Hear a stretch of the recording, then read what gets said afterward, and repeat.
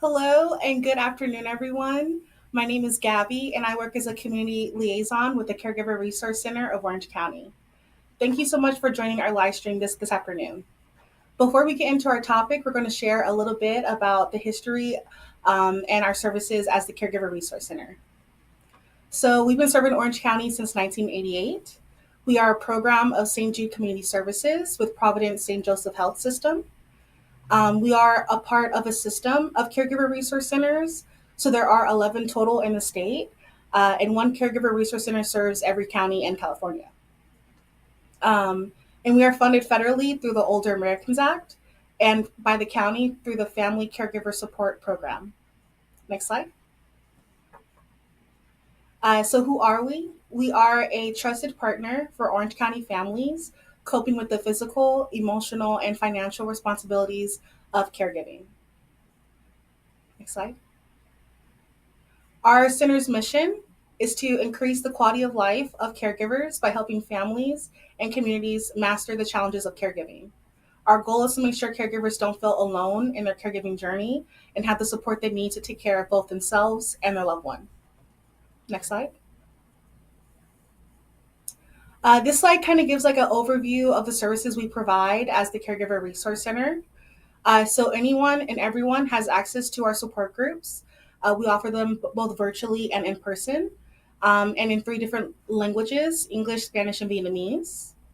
Our registered clients who meet our criteria have access to our individual counseling. Our registered clients have access to our caregiver assessment and care planning, where they work with our family consultants to create a care plan to get their goals done for their loved one.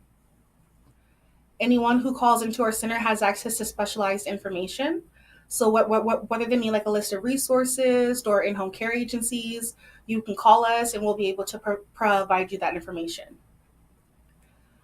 We offer education and training and legal workshops.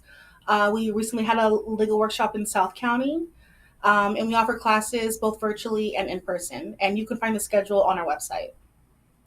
And our most popular service for our registered clients is our respite assistance program, where we provide grant funds to pay for either in-home care or out-of-home care for a short time to give the caregiver that time off. Next slide. And this is a handout we like to give to caregivers once we help them get that respite time. Once they have that time to themselves, they're not sure like how to spend it. So these can give them like a few ideas on like what to do during that time. You can take a coffee break. Today is National Coffee Day. You can call a friend, sit in nature, things like that. So yeah, those are things that we like to remind caregivers to do for self-care in their own time. Next slide. Yes, so each year Americans observe National Hispanic Heritage Month from September 15th to October 15th by celebrating the histories, cultures, and contributions of Americans whose ancestors came from Spain, Mexico, the Caribbean, Central, and South America. Hispanic Heritage Month provides an additional opportunity to explore the incredible impact Latinas and Latinos have had on the United States for generations. Today, the Latino population in the United States is over 60 million, according to the U.S. Census Bureau. This makes up 18.9% of the total population and is the largest racial or ethnic group. Latinos continue to help fuel our economy and enrich our nation as entrepreneurs, athletes, artists, entertainers, scientists, public servants, and much more. The CRC will be celebrating by shining a light on the Hispanic heritage of one of our stellar family consultants, Lou Rodriguez. Lou Rodriguez received his bachelor's degree in psychology at Cal State Long Beach. He went on to receive his master's of gerontology at the University of Southern California, or USC. He worked for 10 years as a social worker with Acacia Adult Day Services, and he started his journey here with us at the Caregiver Resource Center in 2022.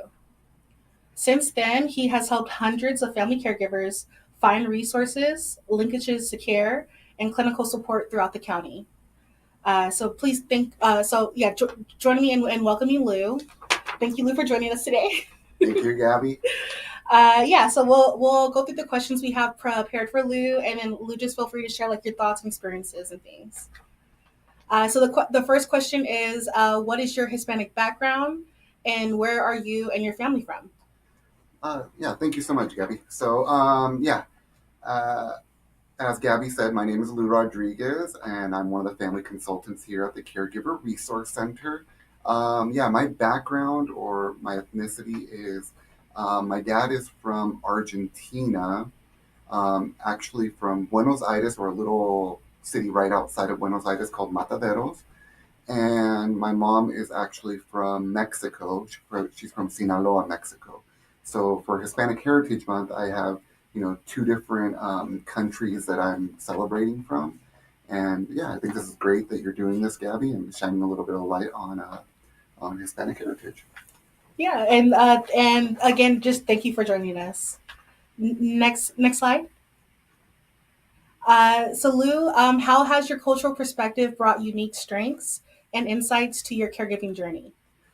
Well, I think working here at the Caregiver Resource Center, we deal with all different types of ethnicities, but specifically with my Hispanic background, I feel that I connect very well with people of Mexican descent, or just any Hispanic heritage at all. So I think a big thing of why I'm able to connect with them is because we may share similar parts of our culture, foods, and I know a big thing with Hispanics is to share food. So like a big thing for us is having especially like on our Argentinian side, is to have like big family meals, big barbecues, and invite everybody. So I know a lot of Hispanics are like that as well too. They want to welcome you with food and drink and kind of just welcome you to the family. So I feel that helps me really connect with other Hispanic families. And even when I was working previous to here, the Caregiver Resource Center, I was working at an adult daycare program, as you mentioned, for over 10 years. And a lot of my participants were Hispanic as well, too. And maybe they didn't have a lot of means, like monetary means, like money-wise, but they would always want to come and share a little piece of food that they maybe had the night before, something that their family made, and they would want to share it with the staff and myself and other participants there. And what we did a lot too was a lot of home visits as well too. So anytime I would go and visit a Hispanic family, they would welcome you with food and drink. Nice. Next slide.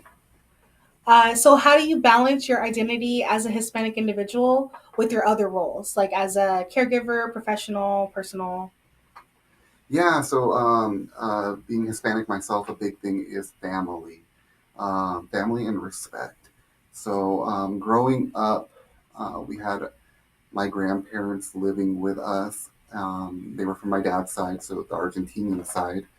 And, my grandma cooked a lot of traditional Argentine foods, whether it be empanadas or pastas and like stews and stuff.